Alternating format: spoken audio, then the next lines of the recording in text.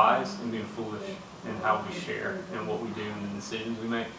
Because I believe that, and I've been challenged with this week, that God has called us to be wise in being dependent on Him. Like, He creates these opportunities for us. You know, we've talked about that in our class. Like, God created these prior to us even being born, these opportunities for us to share. He knew that we were going to be here right now taking this class. He knew that we were going to be out talking with our neighbors. He knew we were going to be in the workplaces that we're at. He knew the situations we would be in. This is nothing new to Him. All we have to do is act. But we have to be wise in the way we do that. Or we can do the other. We can be foolish. And I just want to, this Old Testament story that I came across is not even one that I'm greatly familiar with, and you guys may not even be. But I'm going to share it with you. And it shares how the same guy, his name's King Asa, and how he was a fool at one point, and then one chapter later, he was wise first, and then one chapter later he was a fool. And it was basically in a very similar scenario. And so we look at 2 Chronicles 14, and what it says is, and it starts in verse 8. And Asa had an army of 300,000 men from Judah, armed with large shields and spears, and 280,000 men from Benjamin. So for you guys who are mathematicians, that's 580,000 men. Okay?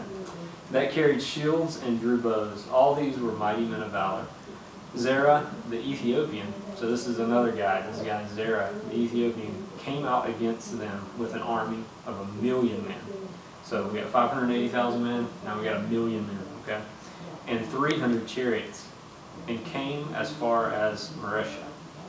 And Asa went out to meet him, and they drew up their lines of battle in the valley of Zephah at Maresha. And Asa cried to the Lord his God, "O Lord, there is none like you." So you got King Asa, you know, he's got 580,000 men. He's almost double, like the other guy's got 1,000,000. And he realizes, I can't do anything. I'm done. And so he kneels down, he drops down before the Lord, and he cries out, "Lord, there's none like you to help between the mighty and the weak. Help us, O Lord our God, for we rely on you, and in your name we have come against this multitude. O Lord, you are our God. Let not man prevail against you." So the Lord defeated the Ethiopians before Asa and before Judah, and the Ethiopians fled. So get that. So the Lord defeated the Ethiopians. I thought it was pretty cool because Asa cries out to God, and then Asa's men actually defeat the people, but it's God who did it, and He wipes them out. God did it. Asa and the people were with him, pursued them as far as Gerar, and the Ethiopians fell until none remained alive. So they beat them in such a way that they were all dead. There were no more Ethiopian warriors there to fight ever again. They're done. For they were broken before the Lord and His army. The men of Judah carried away very much spoil, and they attacked all the cities around Gerar. So I thought this was kind of neat because as we, like King Asa, approach a situation, we have a decision to make. Are we going to decide, all right, I can handle this, in and of myself, I'm good. You know, I'm pretty smart, pretty healthy, pretty good, I can handle this. Or are we going to say, God, I can't do anything apart from you. And I'm going to drop to my knees and I'm going to say, God, please help me. And when I was thinking about evangelism and how we share with people, or how we're called to share with people, how often do we do that? You know, we've talked about praying for the lost. We've done that here as a church. How often do we ask God to equip us? Not to just pray for them, that they'd be drawn to God, but that we would pray, God, I'm not worthy, I'm not able, I don't even know how to talk to somebody who doesn't know you. But you can equip me. I need you to help me, God. I'm crying out to you because these people are lost and they're far from you. Please help me do this. How often do we do that? I'd say I don't know very much. But as we can see here, just like King Asa, for us to be victorious, or for us to do a great job in evangelism and reaching out to other people, we've got to depend on God. We've got to be right before Him. We've got to be on our knees constantly, asking Him to open our eyes to who He's prepared to hear the gospel. We've got to ask Him to prepare us in our words and our actions, our deeds, to be what He would have us do. And as we do that, then we can be true and victorious, just as King Asa was here. And it's interesting, again, just to remind you, you know, King Asa cried out to God, and God answered. It says, none of the Egyptians remained. They were all wiped out. I think it's pretty cool. But then you go on to the bad, and this is 2 Chronicles 16, and you know it's one chapter over, so we're not looking at a big time difference here. And King Asa in 2 Chronicles 16, verse 1, it says, in the 36th year of Asa's reign, so he had been king for 36 years, King Baasha of Israel invaded Judah and fortified a city called Ramah in order to prevent anyone from entering or leaving King Asa's territory in Judah. So you can imagine, I mean, this probably freaked him out pretty bad.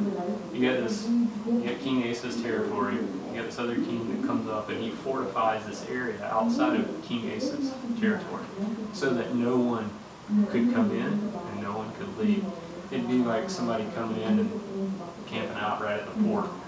You know, here in Charleston, nobody could bring stuff in, nobody could take anything out. It would be pretty bad. It'd be like them camping out at the airport, Air Force Base. None of our troops could leave, none of us could leave on vacation. It'd be a bad deal. You know, this would be just as bad because they're not getting any merchandise in, they're not getting anything. And it really freaked out King Asa. But Asa thought to himself, you know, I'm pretty smart. I've been king for 36 years now. I've got some good allies. I've got some friends down the road who can help me out. I've got some pretty good strategy under my belt. So here's what I'm going to do. And in verse 2 it says, Asa responded by removing all the silver and gold from the treasuries of the temple of the Lord and the royal palace. He sent it to King Ben-Hadad of Aram, who was ruling in Damascus, along with this message. So he sends all this stuff over to this king, and then he sends him this message. He said, hey, look, buddy, here's what I need you to do. Let there be a treaty between you and me, like the one between your father and my father. See, I'm sending you the silver and gold. Break your treaty with King Baasha. So this king he's trying to hook up and make a treaty with, actually was in a treaty with the one who's trying to attack him. So he's like, hey, break that treaty. I'm giving you all this gold, all this silver. Be my buddy. You know, be my friend. I got better toys, kind of deal. Break the treaty with King Baasha of Israel so that he will leave me alone. Well, he did a good job. Verse 4 says, Ben-Hadad agreed to King Asa's request and sent the commanders of his army to attack the towns of Israel. They conquered the towns, and it lists a number of them, but we can get bogged down in the names. And as soon as Baasha of Israel heard what was happening, he abandoned the project of fortifying Ramah and stopped all the work on it. So when this king, when Baasha heard what was going on, he said, forget this, I'm out of here, there's no way I can win. So he's starting to retreat. Then King Asa called out the men of Judah to carry away the building stones and timbers that Baasha had been using to fortify Ramah. Asa used these materials to fortify the towns of Gibeah and Mizpah. So you got the guy who was trying to attack King Asa. He's now retreating because he heard about this alliance that they've got going. And at that time, it's interesting. So King Asa basically is victorious. Okay, this guy's not coming to mess with him anymore. He can now come and go out of his area, out of his territory like he wants. The people can do the same. He's got this new alliance with his buddy down the road. Everything's good. In the eyes of the world, King Asa at this point is victorious. He saved his people. He saved his territory. But verse 7 says, at that time, Hanani, the seer, came to King Asa and told him, because you have put your trust in the king of Aram instead of in the Lord your God, you missed your chance to destroy the army of King Aram. Don't you remember what happened to the Ethiopians and the Libyans and their vast army with all their chariots and charioteers? You see this seer, this prophet guy, and he comes to King Asa, and he's like, man, you dropped the ball. You trusted in Aram rather than trusting in God. And now you missed your chance. Now you missed your chance. And he says, at the time you relied on the Lord, talking about back in the story we just read in verse 4, or in chapter 14. And he handed them over to you. You see, he's just reinforcing God did that. You didn't do it. It wasn't you. God handed these people over to you. And then he goes on to say, the eyes of the Lord search the whole earth in order to strengthen those whose hearts are fully committed to him. And if you can imagine this part, this prophet, this seer guy is looking at King Asa, and he looks at him and he says, what a fool you have been. What a fool you have been. From now on, you will be at war. And the scriptures go on to say from this point on that King Asa was at war.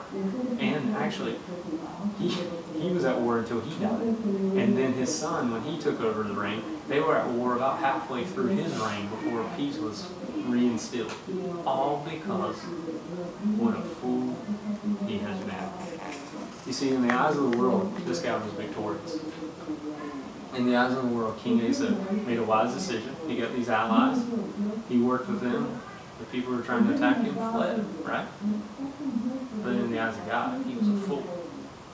So, what this says to me is victory apart from God is temporary. There's nothing that we can have that's going to hold eternal value apart from God.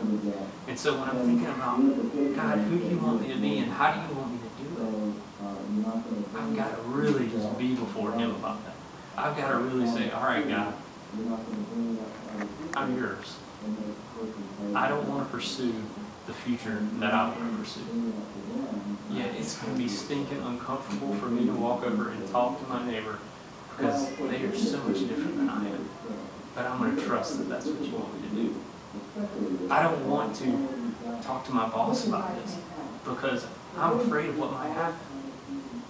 But I'm going to trust that you have created this environment and that you called me to this place right now.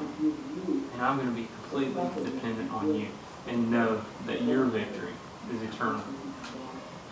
In the first story, King Asa relied on God to guide him, protect, and provide, and the outcome was amazing. I mean, God did a miracle. On the other hand, he relied on his connections, on his skills as a leader, on his tactics. And he defeated King Bashar. He was good. He did a good thing. But his victory was temporary. Their battles continued for many, many years based on that one decision. The thing that I think we have to remember, and I think what we can learn from these two stories is that those who are wise, those of us who want to be wise, like in the first story, I don't want God to look at me and say, man, what a fool you have been. I want God to look at me and say, hey, you're wise. Well done. You know, we read about those passages in the New Testament talking about, well done, my good and faithful servant, when you stand before the Lord. How horrible would it be if he looked at you and said, what a fool you were. You thought you were victorious. You thought you did well, but you were a fool. You were victorious in the eyes of the world. You were comfortable. You had a lot of friends. But you were not victorious in the eyes of God. What a fool you have been. So, for those of us who want to be victorious, who want to be wise today, tomorrow, and forever, we will depend on him. We must be at a place where we can say, God, I will depend on you, and I will look to you for guidance. I will not pursue the American dream.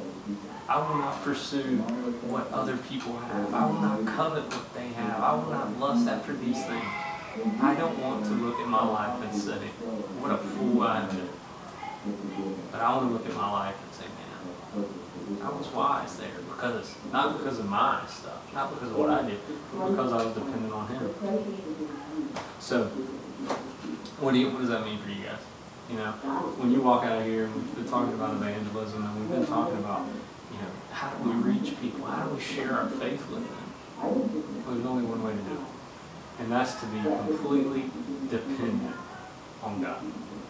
Because when we get out of here, we can try to create these opportunities, you know, and it's going to be awkward. It's going to be weird. We can try to go out here and force things, but it's not going to work. And, you know, we may be victorious in our own eyes, and we may build some relationships, and we may feel good about it. But if we're not completely dependent upon the Lord, we're going to fall flat on our face. And it's like that.